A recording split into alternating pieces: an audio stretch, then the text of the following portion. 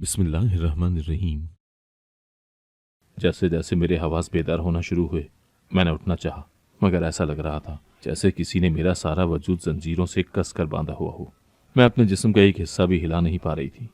मेरा पूरा वजूद सुन्न हो रहा था। मैंने बार बार कोशिशें की, मगर मेरी सारी कोशिशें नाकाम हो गई थीं। मैं अपने जिस्म के किसी भी हिस्से को हरकत देने में नाकाम रही थी। न मेरे पाँव हिल रहे थे और न ही मेरी टांगें हरकत कर रही थीं। यही हाल हाथों और बाजुओं का भी था। मैंने उसके बाद अपनी आंखें खोलकर खुद को उस बेबसी की हालत में देखना चाहा था, मगर ऐसा करने में भी मुझे शदीद नाकामी हुई थी। मेरे पपोटे इस कदर भारी हो रहे थे जैसे किसी ने इन पर मानो वजनी बोझ लाद दिया हो, जिसके भार से वो खुल ही ना रहे हो। मैं काफ़ी देर खुद को हिलाने चुलाने की कोशिश करती रही थी, मगर काफ़ी देर बाद आखिरकार मैंने थक हार कर हथियार डाल दिए थे। इसलिए मेरी आंखों से कई आंसू निकलकर कान के पास से होते हुए तकिए में जज्ब हो गए थे।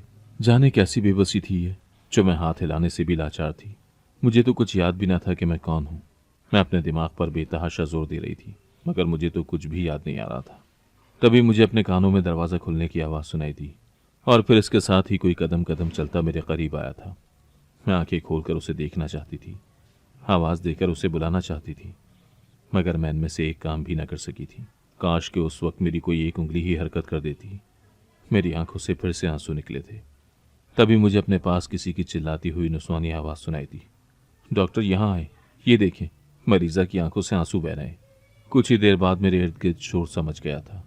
कदमों की भारी आवाज़ों के साथ साथ बहुत से लोगों की एक साथ बोलने की आवाज़ भी सुनाई देने लगी थी।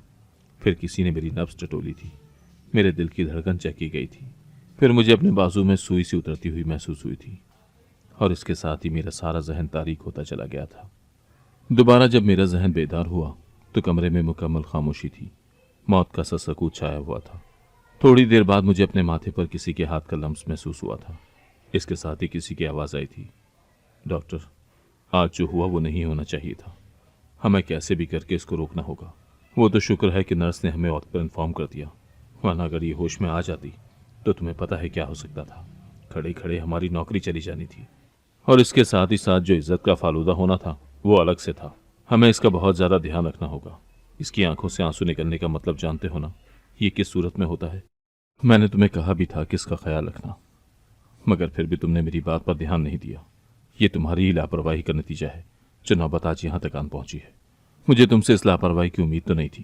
खैर, आइंदा से तुमने इसका बहुत ध्यान रखना है, और हर घंटे के बाद स्पेशली आकर इसका चेकअप करना है। मैं आइंदा तुम्हारी तरफ से कोई लापरवाही या किसी किस्म की कोई भी कोताही बर्दाश्त नहीं करूंगा।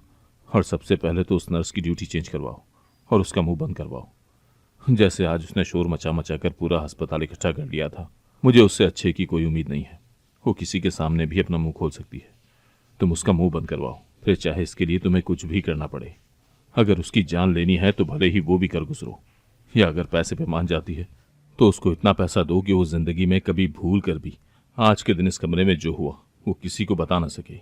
आज तो हम बाल बाल बचे हैं, अगर हमें आने में जरा सी भी देर हो जाती तो कुछ भी हो सकता था, और इस कुछ भी का मतलब तुम बखूबी जानते हो। मेरा ख्याल नहीं कि मुझे तुम्हें बताने की जरूरत है। इतना कहकर वो आदमी चुप हो गया था, जबकि उसके साथ ही दूसरे आदमी की आवाज़ आई थी जो पहले को कह रहा था, भला इससे बेहतर इसका मतलब और कौन जान सकता है। इसके साथ ही उसने पहले आदमी को बेफिक्र करते हुए कहा कि उसको फिक्र करने की कोई ज़रूरत नहीं है, दोबारा उससे कोई गलती नहीं होगी, और वो आज ही उस नर्स का कोई पक्का इंतज़ाम करता है, जिसके बाद वो नर्स इस अस्पताल के अंदर तो क्या इसके करीब भी दिखाई नहीं देगी। कहते साथ ही वो शायद उठकर बाहर चले गए थे, और ये अंदाज़ा मैंने कदमों की चाप खुद से दूर जाते और दरवाज़ा खुलकर बंद होने की आवाज़ सुनकर लगाया था। मुझे समझ नहीं आ रहा था कि ये लोग कौन हैं। आया ये मेरे कोई हमदर्द हैं या दुश्मन? अगर हमदर्द हैं तो मुझे होश में क्यों नहीं आने दे रहे? हालांकि मैं सब कुछ सुन सकती थी, महसूस कर रही थी। और अगर ये लोग मेरे दुश्मन हैं तो मेरा इतना ख्याल क्यों कर रहे हैं, क्यों मेरी इतनी देखभाल कर रहे थे? उन लोगों के बारे में मैं कुछ भी अंदाज़ा नहीं लगा पाई थी। मैं उस वक्त भी अपनी आंखें खोलने की भरपूर कोशिश करती रही, मगर मैं कामयाब ना हुई थी। यूं ही साकत पड़े पड़े मुझे न जाने कितने घंटे गुजर गए थे, जब एक बार फिर से कमरे का दरवाज़ा खुला और कदमों की चाप सुनाई थी। वो कदम मेरे करीब से करीब तर होते जा रहे थे। फिर किसी ने आकर गीले कपड़े से मेरे हाथ मुंह साफ किए थे। साथ ही साथ वो कह रही थी कि न जाने इतने खूबसूरत लोग इतनी बुरी किस्मत क्यों लिखवा कर लाते हैं। अब अच्छी भली खूबसूरत और हसीन लड़की है, न जाने इसको क्या हो गया है। वो लोग तो कह रहे हैं कि पिछले 12 साल से कोमा में है। उसके मुंह से निकलने वाली ये बात मुझ पर कयामत बनकर गिरी थी। मैं पिछले 12 साल से कोमा में थी, इस बात का क्या मतलब था? मैं 12 साल से यूं ही साकत और बेजान थी और मैं कोमा में थी। मेरे दिल की धड़कनें एकदम बढ़ने लगी थी और सांस उखड़ने लगा था। तभी उस नर्स ने मुझे ऐसे देखकर शायद किसी को कॉल मिलाई थी।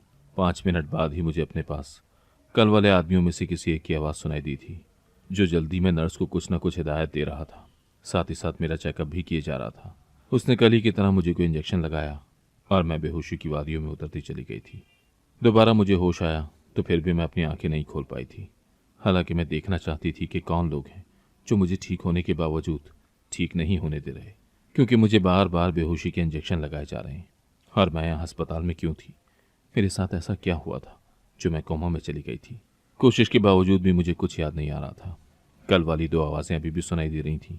वो दोनों मेरी सुधरती हालत देखकर अब भी परेशान हो रहे थे। जाने उन्होंने ऐसा क्या किया था जो वो इतने खौफजदा थे कि मेरे रिकवर करने के बावजूद मुझे रिकवर करने नहीं दे रहे थे। ऐसी कौन सी बात थी जो वो अपने पेशे का लिहाज भी नहीं रख रहे थे? क्योंकि डॉक्टर का पहला फ़र्ज़ मरीज़ की जान बचाना होता है, मगर ये तो कुछ और ही कर रहे थे। वो दोनों काफ़ी देर तक बातें करते रहे थे, इस बात से अनजान कि मैं उनकी एक एक बात सुन रही थी। अब मुझे बस हर वक्त इंतज़ार होता कि कब वो आएंगे, कब कुछ बात करेंगे और मैं उनकी बातें सुनकर अपने बारे में कुछ पता लगा सकूंगी। क्योंकि अब बस यही एक तरीका था जिससे मैं अपनी पहचान कर सकती थी। उन 2 आदमियों की बातें सुनकर यही कुछ लगता था कि वो मेरे बारे में सब कुछ बहुत अच्छी तरह से जानते थे। अब बस मुझे जल्द अज जल्द अपनी पहचान मालूम करनी थी। मैंने सोच लिया था कि आज के बाद मैं किसी के सामने भी किसी किस्म का कोई रद्द-ए-अमल नहीं दूंगी, क्योंकि इसका कोई फ़ायदा नहीं था, उल्टा नुकसान ही नुकसान था। क्योंकि उन लोगों को ज़रा सी भी मेरी रिकवरी के बारे में इल्म होता तो ये मुझे कोई ना कोई इंजेक्शन लगाकर बेहोश कर देते थे, जबकि मैं ज़्यादा से ज़्यादा होश में रहना चाहती थी। उन 2 आदमियों और उस नर्स के अलावा कोई भी मेरे कमरे में ना आता था। मुझे अब उन आदमियों से खौफ नहीं महसूस होता था, क्योंकि मैं जान गई थी कि वो मुझे जान से नहीं मारेंगे। अगर जान से मारना ही होता तो यूं 12 साल तक कोमे में ना रखते। जान लेने के लिए तो जहर का एक इंजेक्शन ही काफ़ी होता है। अब तक मेरा किस्सा तमाम हो चुका होता। ज़रूर उन लोगों की मुझसे कोई ना कोई गर्ज जुड़ी हुई थी और अब यही सब कुछ मुझे पता करना था। वक्त गुजरता जा रहा था। एक दिन यूं ही मैं अपने आप को मूव करने की कोशिश कर रही थी जब कोई इंतहाई ऊंची आवाज़ में बोलता कमरे में दाखिल हुआ। आने वाला इंतहाई गुस्से में था, जबकि पहली आवाज़ों वाले दोनों आदमी उसको मुसलसल जाने का कहे जा रहे थे। वो उसीलिए आवाज़ वाला आदमी उन दोनों आदमियों पर बरस रहा था और कह रहा था कि ये क्या सुन रहा हूं मैं? ये रिकवर हो रही है, बताओ क्यों हो रहा है ऐसा? मेरी बताई गई अद्वियात जो उसको इस्तेमाल करवाई जा रही हैं, उनसे रिकवर कैसे हो सकती है? क्या कर रहे हो तुम लोग? तुम जानते हो ना कि अगर ये होश में आ गई तो क्या होगा? और पिछले दिनों मैंने सुना है कि इसकी आंखों से आंसू बहे थे। मैंने तुम लोगों को कहा हुआ है कि मुझे इसकी एक एक पल की खबर चाहिए, फिर इतनी अहम खबर से मुझे क्यों बेखबर रखा गया? उस शख्स का गुस्सा किसी तौर कम नहीं हो रहा था, जबकि पहले 2 आदमियों में से एक आदमी ने उससे कहा, जैसा वो समझ रहा है वैसा कुछ भी नहीं है। इसकी आंखों से कोई आंसू नहीं निकले, वो तो इसकी ड्रिप लीक हो गई थी। उसके कतरे इसकी आंखों पर पड़े तो वो नर्स उनको आंसू समझ बैठी थी। अगर ऐसी कोई बात होती तो वो सबसे पहले उसी को बताते। और फिर ये भी कहा कि मेरी रिकवरी वाली बात बिल्कुल गलत है, मुझ में कोई बेहतरी नहीं आई, मैं बिल्कुल पहले जैसी ही हूँ, एक जिंदा लाश की तरह, बस सिर्फ सांसें ही चल रही हैं। और वो भी सिर्फ उस आदमी के मरहून मिन्नत। मुझे उस शख्स पर बड़ी हैरत हुई थी।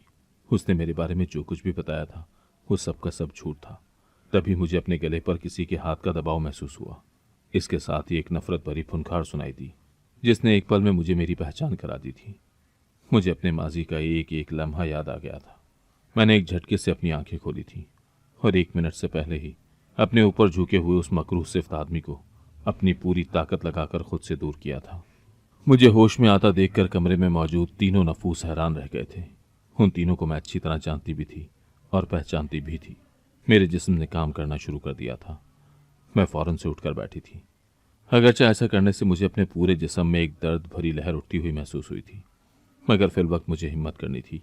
मुझे होश में देखकर वो दोनों आदमी उस शख्स की तरफ बढ़े थे जिसे मैंने धक्का देकर खुद से दूर किया था, और अब वो फटी फटी आंखों से देख रहा था। जैसे ही उसकी नज़र उन दूसरे आदमियों पर पड़ी जो खतरनाक तेवर लिए उसकी जानिब बढ़ रहे थे, वो एकदम से भागता हुआ कमरे से निकल गया। एक आदमी फौरन से उसके पीछे लपका था, जबकि दूसरे को मैंने 1 मिनट से भी पहले पुलिस को बुलवाने का कहा था, क्योंकि जो कुछ हो चुका था बहुत था अब मैं मजीद इस शख्स को छूट नहीं दे सकती थी। एक बार पहले भी इस पर भरोसा करके मैंने बहुत बड़ी गलती कर दी थी, जिसका नतीजा ये मेरी हालत थी। कुछ ही देर में पूरे अस्पताल में भगदड़ मच चुकी थी, क्योंकि मेरा नाम समिया मुमताज़ है। मेरी उम्र 39 साल है। मेरी पैदाइश अच्छे और पढ़े लिखे काफ़ी अमीर घर में हुई थी। मेरे बाबा करोड़पति आदमी थे। शहर में उनका अपना प्राइवेट अस्पताल था, जिसमें तमाम लोगों का इलाज बिल्कुल मुफ्त किया जाता था। मेरे बाबा बहुत अच्छे और बहुत नेक दिल के मालिक थे। वो बिना किसी मतलब और बिना किसी गर्ज के लोगों की मदद करते थे। इतने अमीर होने के बावजूद कभी भी उनमें गुरूर और तकब्बुर नहीं देखा गया था। वो बेहद साफ और नर्म दिल के मालिक थे। यही वजह थी कि पूरे शहर में मेरे बाबा और उनका अस्पताल मशहूर था। जो एक बार बाबा से मिल लेता, वो हमेशा बाबा को याद रखता था। 25 साल की उम्र में उन्होंने मेरी माँ से शादी की। मेरी माँ एक छोटे घर की लड़की थी। माँ के वालिद हयात नहीं थे, जबकि वालदा कैंसर के लास्ट स्टेज पर थी। माँ अपनी वालदा के साथ बाबा के अस्पताल में आती रहती थी। बाबा उनके बैकग्राउंड और हालात से अच्छी तरह वाकिफ थे कि किस तरह अब्बा की मौत के बाद दादी ने माँ और उनकी वालदा को धक्के देकर घर से निकाल दिया था। वो तो पड़ोस की एक खातून ने उन पर तरस खाकर उनकी बीमारी का एहसास करके उनको अपने घर में पनाह दे दी थी। मगर उस औरत का बेटा माँ को बहुत तंग करता था। बाबा इलाज के साथ साथ उनकी माली मदद भी कर देते थे।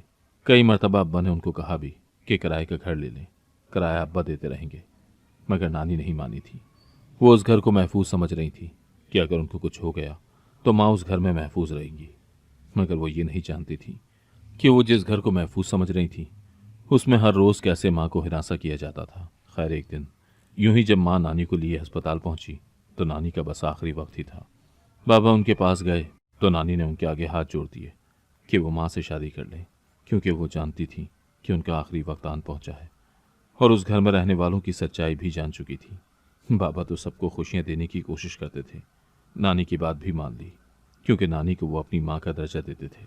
उनको नानी से अपने माँ जैसा ही लगाव था और यूं उनकी खुशी के खातिर बाबा ने उस वक्त माँ को अपने निकाह में ले लिया था।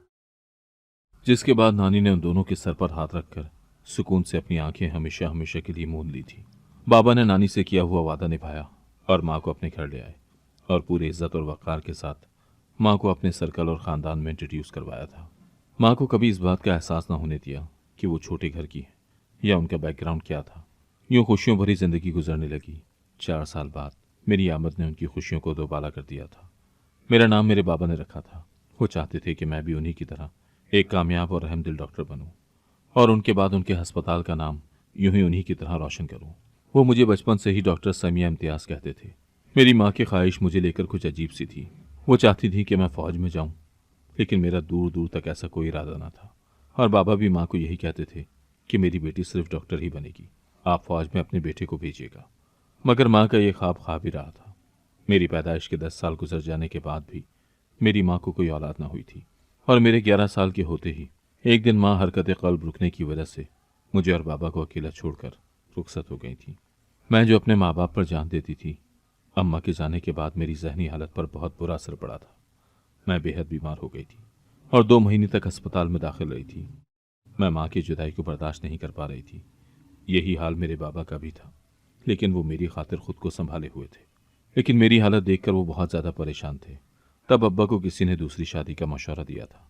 अब्बा दूसरी शादी करना तो नहीं चाहते थे, मगर मेरी हालत के पेश कदम उन्हें ये कदम उठाना ही पड़ा। यूं तो मेरे बाबा जैसे करोड़पति इंसान के लिए ढेरों ढेर रिश्ते थे, मगर बाबा किसी समझदार खातून से शादी करना चाहते थे जो मुझे संभाल सके, मुझे माँ का प्यार दे सके, मेरी देखभाल कर सके।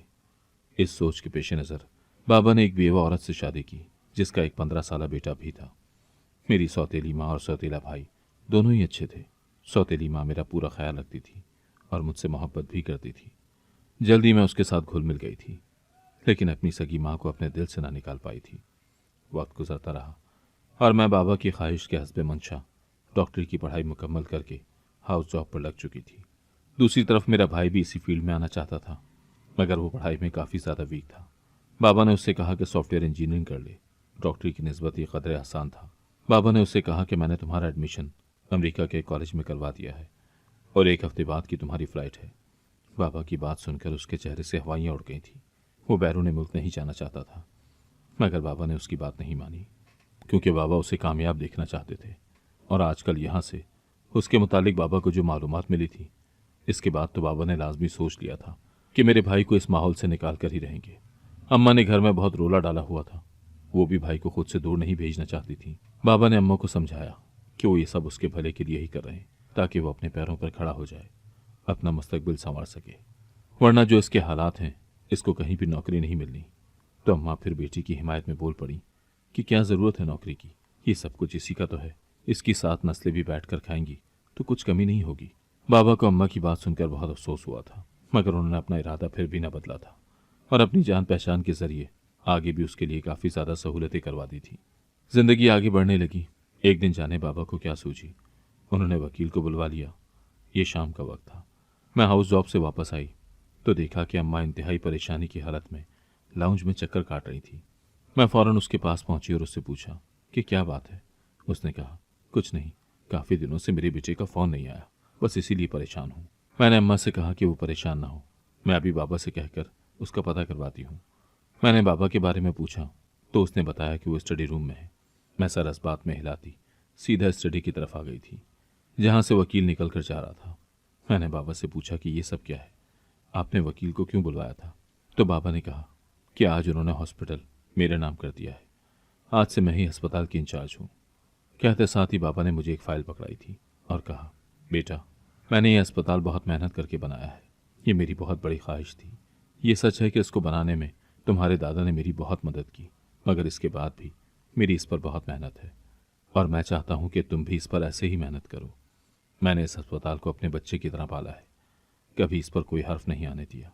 मुझे उम्मीद है कि तुम भी ऐसा ही करोगी और पूरी ईमानदारी से अपना काम करोगी और मेरी अमानत की भी हिफाजत करोगी। इसके अलावा हाथ से एक घर भी तुम्हारे नाम है और कुछ जायदाद भी, जबकि हमारा ख़ानदानी बिजनेस मैंने तुम्हारे सौतेले भाई खदीर के नाम कर दिया है। मुझे उम्मीद है कि तुम्हें इस बात से कोई मसला नहीं होगा। मैंने मुस्कुराकर बाबा के हाथ चूमे थे और फिर बाबा से कहा, बाबा, मैं बहुत छोटी हूँ, इतना सब कुछ अकेले नहीं संभाल सकती। तो बाबा ने कहा, मैं तुम्हारे साथ हूँ। मैं बहुत खुश थी। ये खुशी इस बात की नहीं थी कि मुझे दौलत मिल गई है, बल्कि खुशी इस बात की थी कि मेरे बाबा ने मुझे इस काबिल समझा था, मुझ पर भरोसा किया था। मैंने बाबा से वादा किया था कि मैं उनका भरोसा कभी नहीं तोड़ूंगी, मगर मेरे वहम गुमान में भी ना था जो मेरे साथ होने वाला था। जैसे ही मैंने अस्पताल की जिम्मेदारी हाथ में ले ली, 2 महीने बाद ही अस्पताल में गैर कानूनी काम होने लगे थे। हर तरफ से शिकायत पर शिकायत मिल रही थी। मुझे कुछ समझ नहीं आ रहा था कि ये क्या हो रहा है। बाबा अलग मुझसे नाराज होकर बैठे थे। अस्पताल में लोग कभी जारी दवाइयों की शिकायत लेकर आते तो कभी महंगी फीस, हालांकि मैंने तो कोई फीस चार्ज नहीं की थी। मैं तो बाबा के फ्री इलाज के अस्पताल को फ्री ही चला रही थी, मगर न जाने ये सब क्या हो रहा था। कोशिश के बावजूद मैं सुराग नहीं लगा पा रही थी। इसी दौरान बाबा को शदीद किस्म का हार्ट अटैक हुआ था और वो नाराज़गी में ही मुझसे दूर चले गए थे, जहाँ से मैं उनको मनाकर वापस भी न ला सकती थी। बाबा की मौत के बाद मैं बहुत अकेली हो गई थी। तभी मेरी सौतेली माँ ने मुझे संभाला। उसने मेरे सौतेले भाई को भी अमेरिका से वापस बुला लिया था। मेरे भाई ने मेरी हालत के पेश नज़र मुझे कहा कि फिल वक्त अस्पताल ना जाऊं, क्योंकि वहाँ के हालात ठीक नहीं थे। अगर मैं इस हालत में अस्पताल गई तो मैं मज़ीद बीमार हो जाऊंगी। उसकी बात तो ठीक थी, मगर मैं यूं घर पर भी तो नहीं बैठ सकती थी। तब मेरे भाई ने मुझे कहा कि मैं कुछ दिन तक घर में रहूं, तब तक वो मेरी जगह अस्पताल देख लेगा। मैंने उसकी मक्कारी को उसकी हमदर्दी समझा और उसकी बात मान ली। मुझे नहीं पता था कि ये अस्पताल जाकर क्या क्या करता फिर रहा था। मेरी तबीयत थोड़ी संभली तो मैंने फिर से अस्पताल जाने का फैसला किया, मगर मेरी माँ और भाई ने मुझे रोक लिया। मैं फिर से उनकी फिक्र समझकर रुक गई थी, मगर मैं नहीं जानती थी कि वो इस फिक्र की आड़ में मेरे साथ कौन सा खेल खेल रहे थे। उसके बाद मैंने जितनी मर्तबा भी अस्पताल जाने की कोशिश की, वो दोनों मुझे रोक देते। अब मुझे कुछ न कुछ गड़बड़ लग रही थी। इसके साथ ही अस्पताल से आने वाले मेरे मुआविन डॉक्टर की कॉल ने मेरे शक को मजीद पक्का कर दिया था। सो एक दिन मैंने सोने का बहाना किया और घर से बिना बताए अस्पताल जाने के लिए निकल पड़ी। मगर जैसे ही मैं अस्पताल पहुंची, उसकी इमारत के सामने रुककर उस इमारत को देखते साथ ही मुझे हैरत का शदीद झटका लगा था। मेरे पैरों तले से तो ज़मीन ही निकल गई थी। वो अस्पताल जिस पर मेरे बाप का नाम जगमगाता था, अब उसकी जगह मेरे सौतेले भाई का नाम लिखा हुआ था। मेरे अब्बा की तस्वीर हटाकर वहाँ मेरे भाई की तस्वीर लगा दी गई थी। इसी तरह अस्पताल के अंदर का भी पूरे के पूरा निज़ाम ही बदला हुआ था। महंगी दवाइयाँ, महंगे टेस्ट और दूसरे इलाज की फीसें तो आसमानों से बातें कर रही थी। सिर्फ चेकिंग की फीस हज़ारों से शुरू हो रही थी। मेरा दिमाग ये सब देखकर चकराने लगा था। मैंने जल्दी से रिसेप्शन से अपने भाई का पता पूछा और उसके कमरे की तरफ गई। मेरा इरादा उससे 2 टोक बात करने का था। अभी मैं उसके दरवाजे पर ही पहुंची थी जब अंदर से आने वाली आवाज़ों ने मेरे कदम जकड़ लिए। मेरा वजूद एकदम ज़लज़लों की ज़द में आ गया था। मैंने फ़ौरन से अपना व्हाट्सएप खोलकर जल्दी से एक वॉइस नोट वकील के नंबर पर भेजा था और उसके बाद दरवाज़ा खोलकर अंदर दाखिल हो गई। मुझे देखकर मेरी सौतेली माँ और भाई के चेहरे के रंग उड़ चुके थे, क्योंकि वो रंगे हाथों पकड़े जा चुके थे। इससे पहले कि मैं कुछ बोलती, मेरे भाई ने फ़ौरन से पेपर वेट उठाकर शिद्दत से मेरे सर पर मारा था। उससे मुझे अपना दिमाग चटकता हुआ महसूस हुआ था। पल के अंदर अंदर मेरी आंखों के सामने अंधेरा छाया था और मैं बेहोश हो गई थी। उसके बाद मुझे आज 12 साल बाद होश आया था। ये सब कुछ मेरी सौतेली माँ और भाई ने सिर्फ दौलत की खातिर किया था। हालांकि बाबा ने उसके नाम सारा बिजनेस किया था, मगर उसे यह अस्पताल चाहिए था, क्योंकि उसकी नज़र में प्राइवेट अस्पताल से ज़्यादा मुनाफे बख्श बिजनेस और कोई हो ही नहीं सकता था। अगर इसमें महंगी अद्वियात, महंगी फीसें और महंगे टेस्ट और बाकी इलाज भी मुकम्मल तौर पर प्राइवेट किया जाए, यही वजह थी कि जब उसे पता चला कि बाबा ने अस्पताल मेरे नाम कर दिया है, तो उसको अपना ख्वाब चकनाचूर होता हुआ महसूस हुआ। उसने तो यही सोचा था कि बाबा के बाद सब कुछ उसी का है और वो ये सब अपनी मर्जी से ही चलाएगा। लेकिन ये खबर सुनते ही वो अगले रोज़ ही अमेरिका से वापस आ गया था और उसने छुपकर अस्पताल में गैरकानूनी काम करना शुरू कर दिए थे। उसका मकसद मुझे बाबा की नज़रों में नासमझ और नाअहल साबित करना था, ताकि बाबा अस्पताल मुझसे लेकर उसके नाम लगा दे, और इसमें वो काफ़ी हद तक कामयाब भी हो गया था। मगर ऐन वक्त पर बाबा को उसकी असलियत पता चल गई तो उसने अब्बा का कत्ल कर दिया। उस दिन अस्पताल में वो मुझे भी मार देता, लेकिन जब उसे मेरी वसीयत के बारे में पता चला तो मजबूरन उसे मुझे जिंदा रखना पड़ा, क्योंकि उसके कमरे के बाहर खड़े होकर मैंने सुन लिया था कि अब्बा ने बिजनेस और जायदाद का जो हिस्सा उसके नाम किया था, उसकी सच्चाई जानने के बाद से वसीयत तब्दील करके वो भी मेरे नाम कर दिया था। और फिर मैंने भी उसी वक्त खड़े खड़े वकील को मैसेज किया था कि मेरी वसीयत लिख दे कि अगर मैं मर जाती हूँ तो मेरी तमाम जायदाद समेत अस्पताल भी हुकूमत के पास चला जाएगा। और मेरे इसी मैसेज की वजह से मेरे सौतेले भाई को मुझे जिंदा लाश बनाकर रखना पड़ा और मेरी बीमारी का नाम देकर खूब अपनी ख्वाहिशात पूरी करता रहा। मुझे होश में आता देखकर वो डर कर भागने लगा था, मगर पुलिस ने बर वक्त पहुंचकर अस्पताल को सील कर दिया और थोड़ी सी तलाश के बाद ही उसे गिरफ्तार कर लिया गया था। उस वक्त अस्पताल में जारी दवाइयों की भारी तादाद मौजूद थी। अस्पताल पूरे 1 महीने तक सील रहा था। उसके बाद मैंने सारा अस्पताल रिन्यू करवाया था, उसको फिर से बाबा के अस्पताल जैसा बना दिया, जैसा वो चाहते थे, बिल्कुल वैसा ही। इस वाक़े को अब 4 साल गुजर चुके हैं। मेरा भाई अब तक जेल में है, जबकि सौतेली माँ खुद ही घर से न जाने कहाँ चली गई थी। मेरे अस्पताल में रोज़ाना सैकड़ों अफराद का मुफ्त इलाज किया जाता है और उन्हें तमाम तिब्बी सहूलियात मुफ्त में फराहम की जाती हैं। अगर आपको आज की कहानी पसंद आई है तो वीडियो को जरूर लाइक कीजिएगा और अपने दोस्तों के साथ भी शेयर कीजिएगा। और हाँ, अगर आपने अभी तक हमारा चैनल सब्सक्राइब नहीं किया तो जरूर सब्सक्राइब करें। मिलते हैं कल एक नई और दिलचस्प कहानी के साथ। अल्लाह हाफिज।